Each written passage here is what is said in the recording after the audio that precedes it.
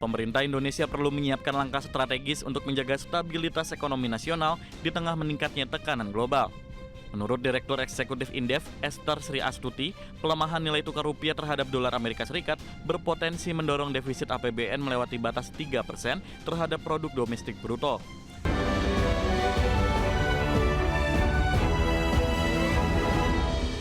Ya, pemerintah diminta perlu menyiapkan langkah strategis untuk menjaga stabilitas ekonomi nasional di tengah meningkatnya tekanan global dan salah satunya dengan mengarahkan belanja negara pada sektor produktif sehingga mampu mendorong pertumbuhan ekonomi dan meningkatkan penerimaan negara.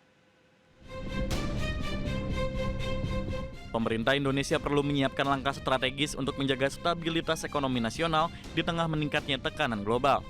Menurut Direktur Eksekutif Indef, Esther Sri Astuti, pelemahan nilai tukar rupiah terhadap dolar Amerika Serikat berpotensi mendorong defisit APBN melewati batas 3% terhadap produk domestik bruto. Belum lagi lonjakan harga minyak dunia yang terdampak eskalasi perang di Timur Tengah akan semakin membebani APBN.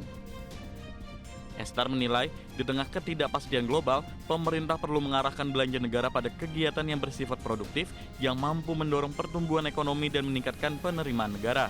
Pemerintah juga perlu memperluas peluang dari sektor-sektor yang berpotensi menghasilkan devisa. Langkah itu dinilai penting mengingat kebutuhan dolar Amerika Serikat akan semakin besar, terutama untuk pembayaran cicilan utang luar negeri serta berbagai transaksi internasional.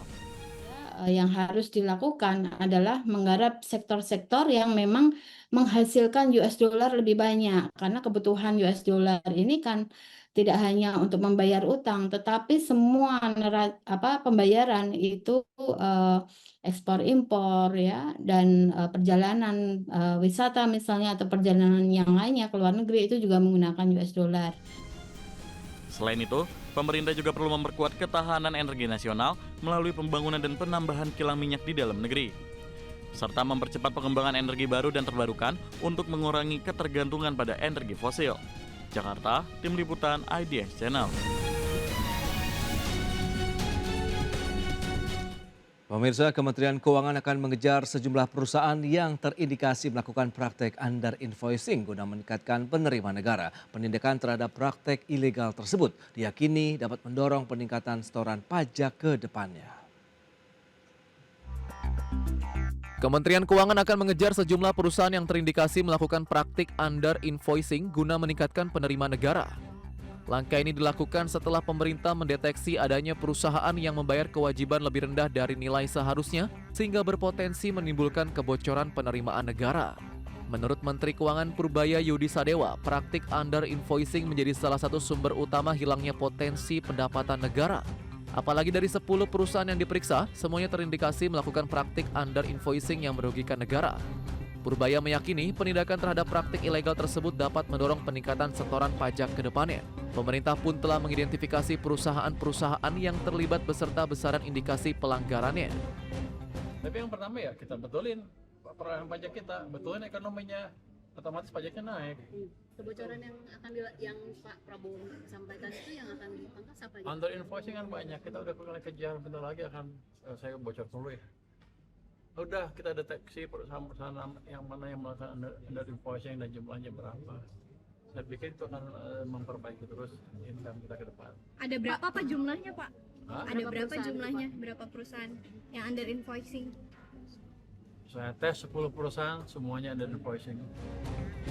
Kinerja penerimaan pajak secara umum menunjukkan tren positif dibandingkan tahun sebelumnya, khususnya pada periode awal tahun 2026. Sepanjang Januari hingga Februari 2026, penerimaan pajak tercatat tumbuh sekitar 30%. Jakarta, Raharjo Patmo, IDX Channel. Ya, sementara itu upaya pemerintah melakukan penghematan anggaran sebagai upaya antisipasi atas risiko krisis ekonomi global akibat konflik kawasan Timur Tengah juga didukung dengan penghematan energi, khususnya penghematan BBM.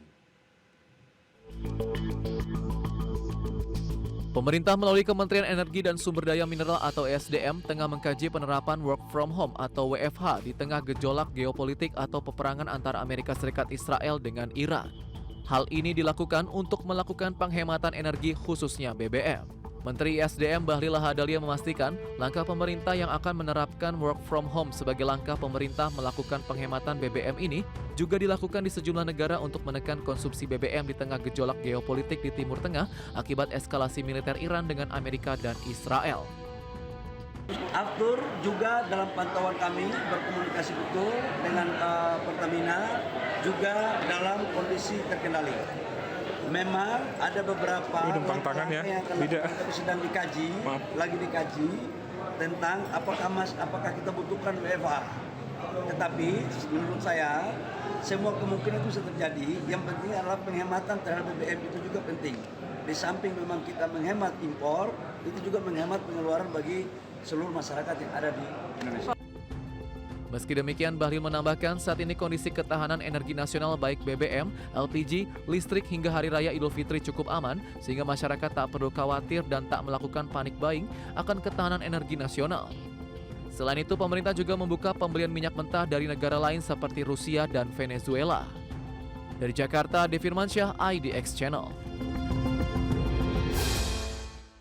Penghematan energi khususnya BBM dinilai sebagai upaya antisipasi risiko krisis energi global. Namun Komisi 12 DPR RI menilai ketahanan energi nasional menjadi kunci menjaga stabilitas pasokan di tengah dinamika global.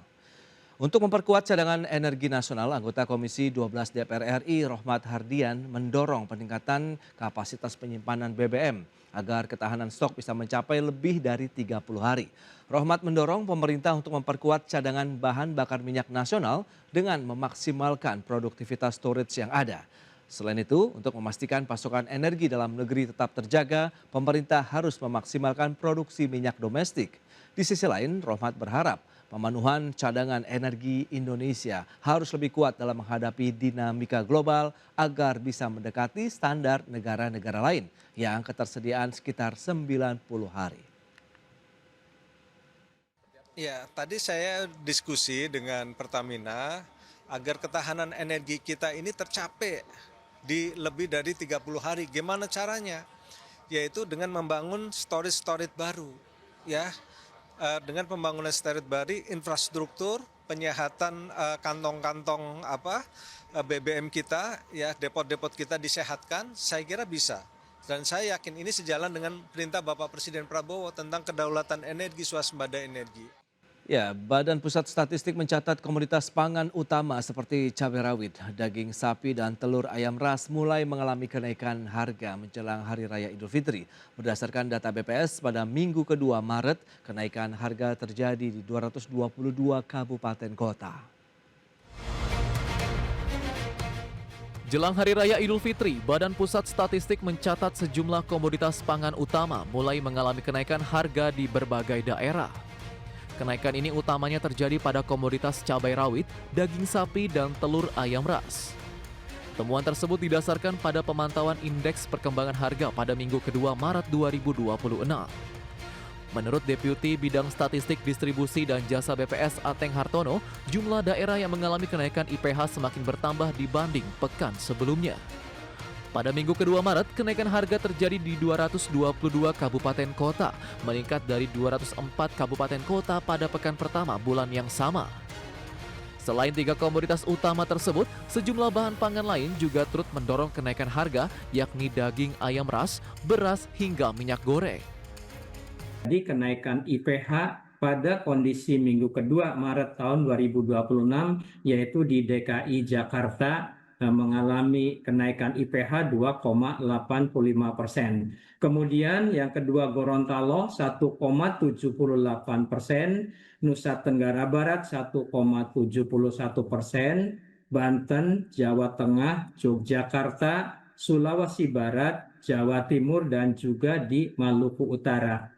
Nah, komoditi yang memberikan andil terhadap peningkatan IPH pada minggu kedua Maret 2026 terutama cabai rawit, daging sapi, dan telur ayam ras. Demikian juga Berdasarkan pemetaan BPS, lonjakan harga cukup terasa di sejumlah wilayah di Sumatera dan Jawa. Di Sumatera, kenaikan IPH tertinggi terjadi di Kabupaten Bener Meriah, Aceh, dengan perubahan IPH mencapai 3,17%. Kenaikan harga dipicu oleh naiknya harga daging sapi. daging ayam ras, serta beras. Sementara di Pulau Jawa, lonjakan IPH tertinggi terjadi di Kabupaten Brebes, Jawa Tengah dengan kenaikan mencapai 3,07%. Tekanan harga di wilayah tersebut terutama berasal dari cabai rawit, daging ayam ras, dan daging sapi. Jakarta, Tim Liputan IDX Channel.